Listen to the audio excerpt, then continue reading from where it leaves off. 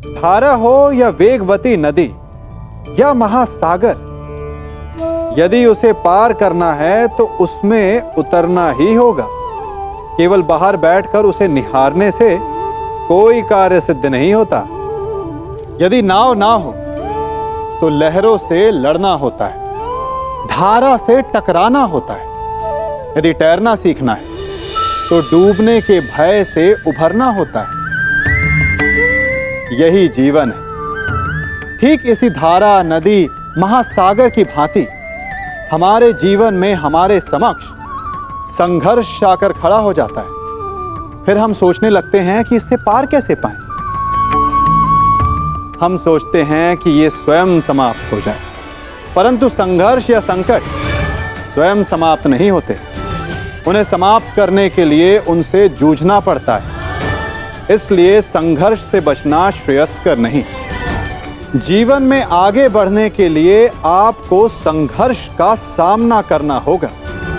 आपके मौन रहने से संघर्ष हटे या ना हटे, परंतु आपका विकास अवश्य अवरुद्ध हो जाएगा। यहां द्वंद्व के पालन हेतु अपनों के साथ ही द्वंद्व करना पड़ रहा है। मुझे तुम पर गर्व है कि तुम परम निष्ठा और साहस से अपने कर्तव्य का पालन कर रहे हो, किंतु ये मेरा दुर्भाग्य है कि तुम मेरे साथ नहीं, मेरे विरुद्ध हो। और इसी कारण आपके प्रहार को रोकना मेरा कर्तव्य बन जाता है प्रपितामह। पुत्री उत्तरा, मैं तुम्हें वचन देता हूं कि जब तक रणभूमि में ये गंगा पुत्र खड़ा रहेगा, तब तक तुम्हारा सौभाग्य और तुम्हारा सुहाग दोनों पर कोई आंच नहीं आएगी। स्नेह और प्रेम के अतिरिक्त तुम्हें देने के लिए मेरे पास कुछ भी नहीं, और इसके चलते मैंने तुम्हारी अर्धांगिनी उत्तरा को वचन दिया था कि जब तक मैं युद्ध भूमि में हूं, तुम्हारे प्राण को संकट में नहीं आने दूंगा।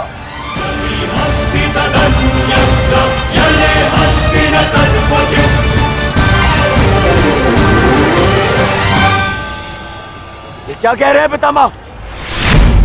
ये युद्ध है और ये हमारा शत्रु।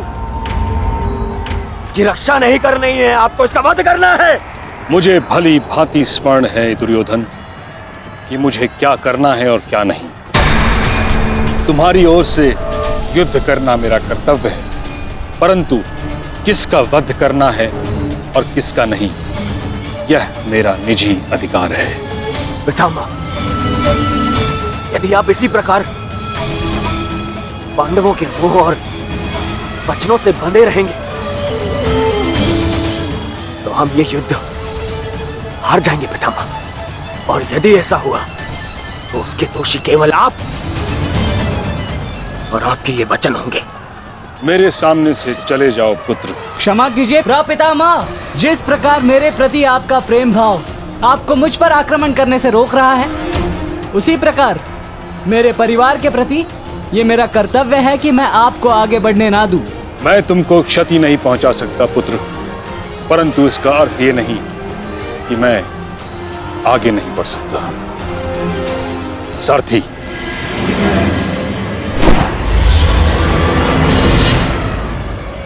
साधु पुत्र, किंतु अगली बार मत चूकना। प्रपितामह, या तो द्वंद्व कीजिए या समर्पण कीजिए।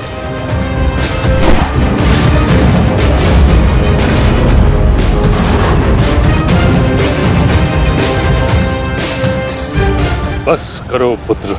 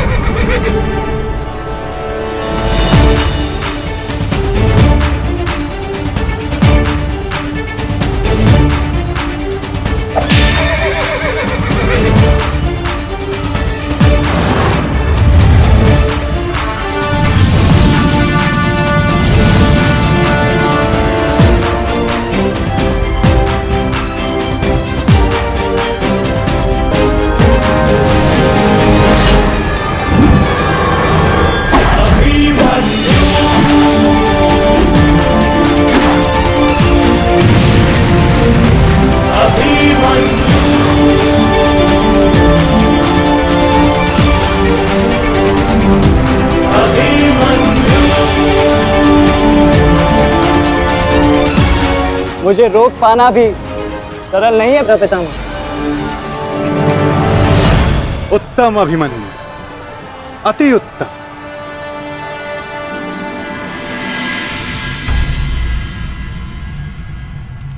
ताचरी ये क्या कर रहे हैं? उन्हें अभिमन्यु पर प्रहार करना चाहिए था। नहीं महाराज, जिस प्रकार से महामहिम भीष्म हमारी कौरव सेना के साथ युद्ध में भाग लेने के लिए वचनबद्ध हैं, उसी प्रकार से उत्तरा को दिए वचन से भी बंधे हुए हैं महाराज। किंतु इस प्रकार, क्या इस प्रकार युद्ध के मध्य में ऐसा करना उचित है? यदि ऐसा ही चलता रहा तो पांडव ये युद्ध जीत जाएंगे। सबसे महत्वपूर्ण सूचना अभी यही है कि युवराज दुर्योधन सुरक्षित है महाराज।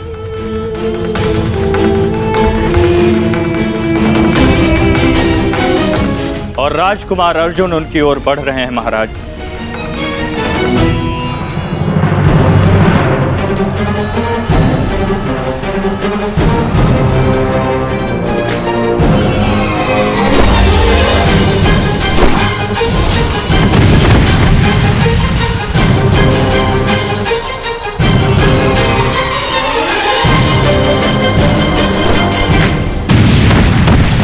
राजकुमार अर्जुन और युवराज दुर्योधन के रथ के पताका के मध्य कोई भी नहीं है महाराज। ईश्वर, ईश्वर मेरे पुत्र की रक्षा करना।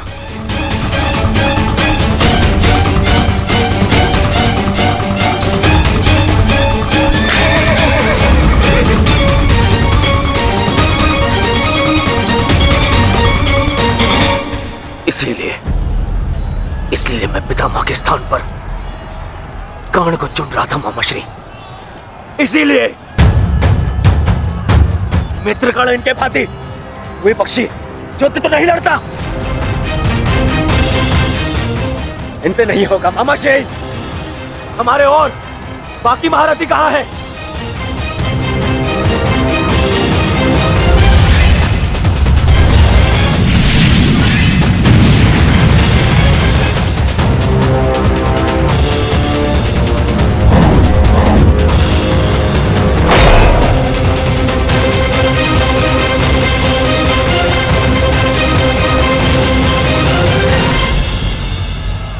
मित्रकर्ण होता तो ऐसी परिस्थिति कभी उत्पन्न नहीं होती। अब कर्ण नहीं है तो कौन रोकेगा इसे? कौन?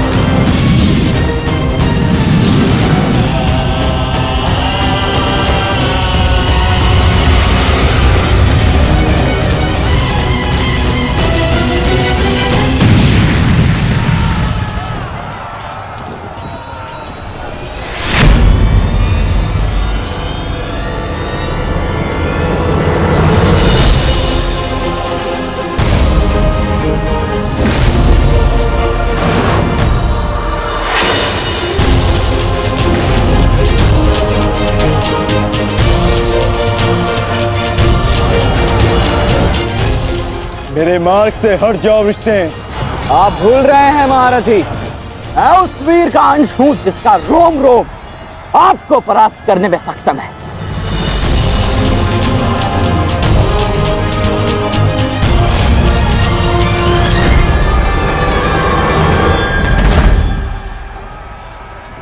हम यहां युद्ध करने आए हैं और मैं अपने पिता को यह वचन देकर आया कि रणभूमि में मैं उनकी कमी की अनुभूति किसी को नहीं होने दूंगा।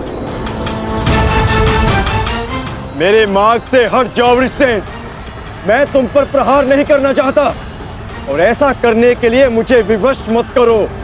आप द्वंद्व कम और बातें अधिक करते हैं।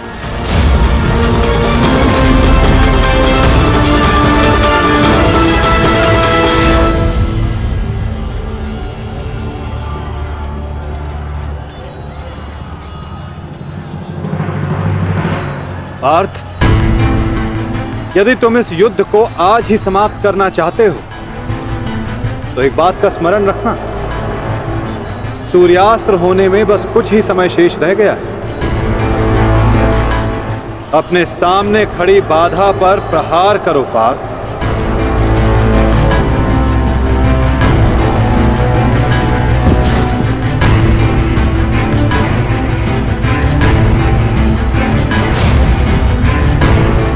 ये मेरी अंतिम चेतावनी है वृषसेन, हट जाओ मेरे मार्ग से।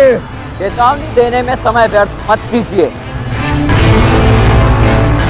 द्वंद्व कीजिए धनंजय।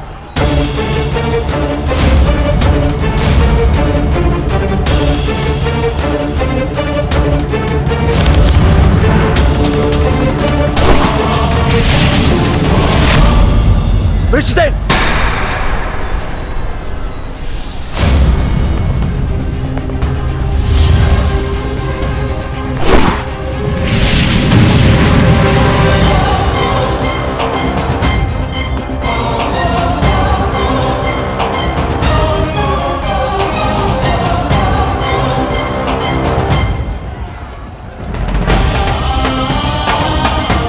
कल्याण हो पुत्र।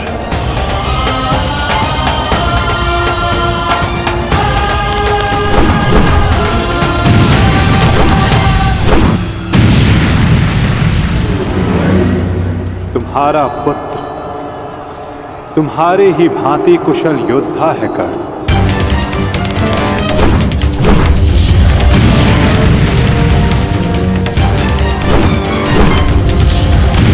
मित्रगण, आज तुम्हारा पुत्र वो कर रहा है जिस पर तुम्हें गर्व होगा।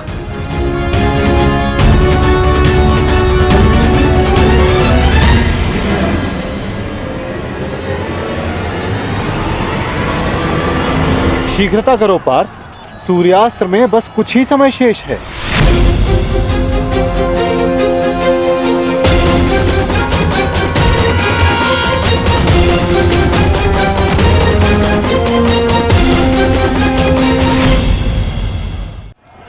शीघ्रता करो पार्थ, सूर्यास्त्र में बस कुछ ही समय शेष है।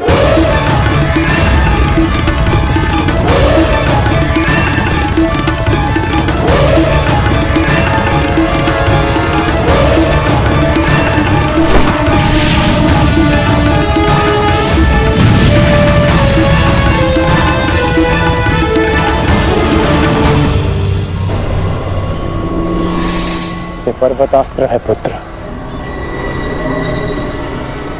मुष्टिकास्त्र का प्रयोग करो।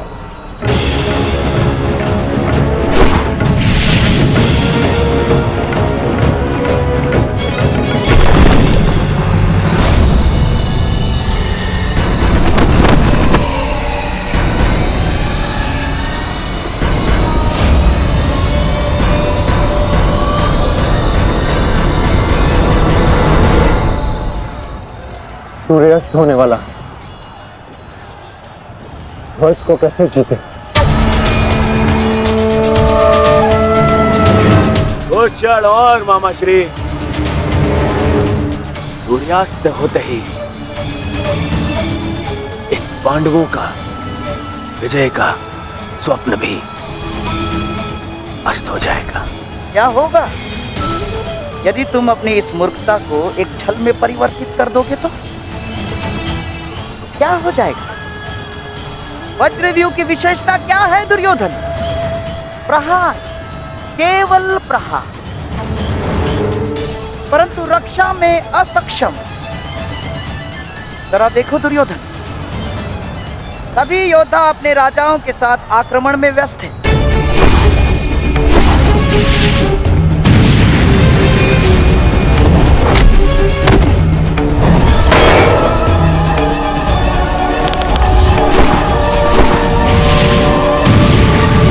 बिना किसी रक्षा नीति के हम इसका लाभ उठा सकते हैं दुर्योधन। क्या होगा यदि तुम धर्मराज युधिष्ठिर को बंदी बना लो तो? यदि पांडवों के ज्येष्ठ भ्राता युधिष्ठिर को हमने बंदी बना लिया दुर्योधन, तो हमारी विजय निश्चित।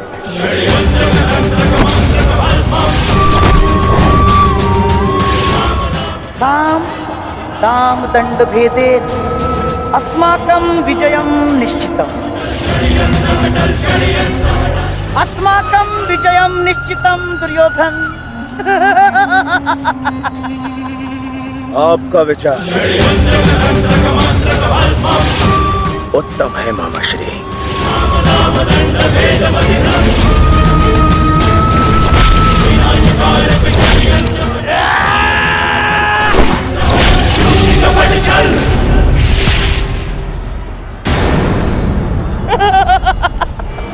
असमान अस्त्रों के साथ द्वंद्व करना नियमों के विरुद्ध है धर्मराज।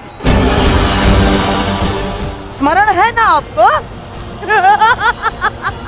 मामा श्री, सामने आकर द्वंद कीजिए, कायरों की भांति नहीं। युधिष्ठिर, उसके लिए मैं हूं ना, मैं उपस्थित हूं। यदि तुम युद्ध चाहते हो तो मैं तत्पर हूं। ये बात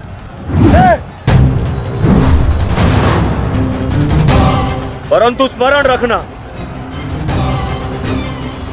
तुम्हें परास्त करने का अर्थ यह है कि इस युद्ध पर मेरी विजय हुई। और इसकी विपरीत परिस्थिति का भी यही परिणाम होगा भ्राता दुर्योधन। अवश्य।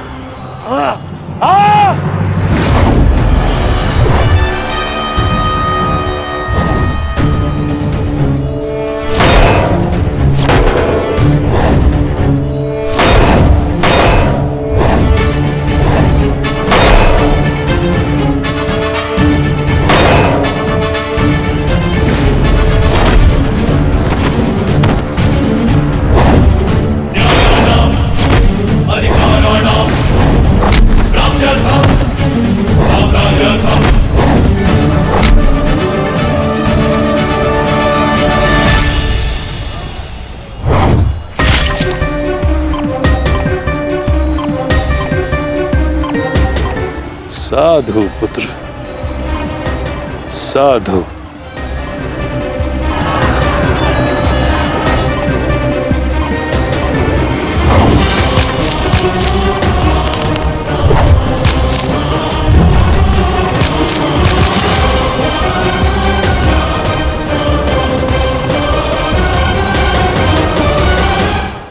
आशा है कि इस युद्ध के पश्चात तुम जैसा योग्य और वीर राजा हस्तिनापुर को मिलेगा।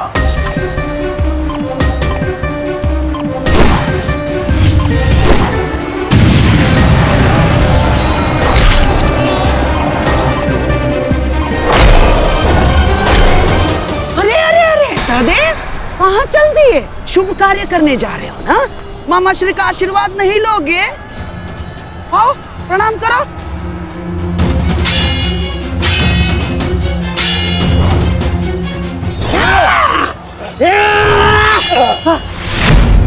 षड्यंत्र रचते समय आपकी तलवार जैसे जीप तो बहुत चलती है, मगर आज आपकी तलवार कैसे फिसल रही है मामा श्री?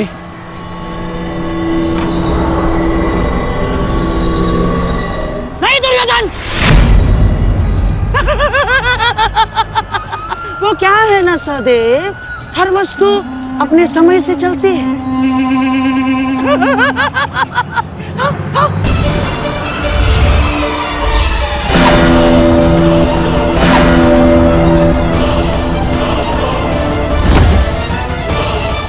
सावधान पुत्र,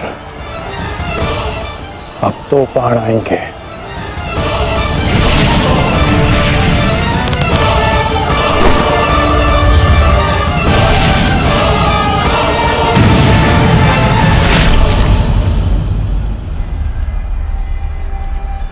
क्रोध से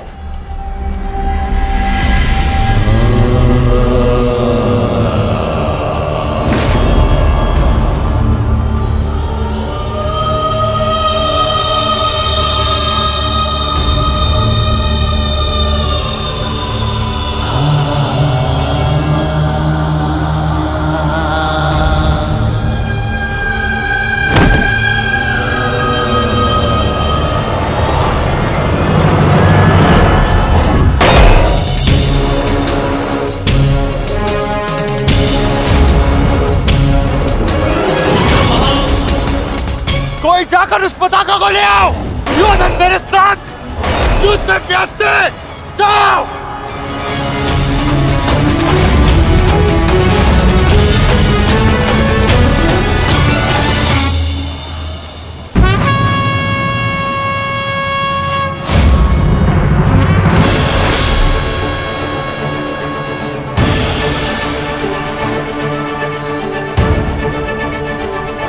सब केवल तेरी अंतिम चीखें सुनेंगे युधिष्ठिर, अंतिम चीखें।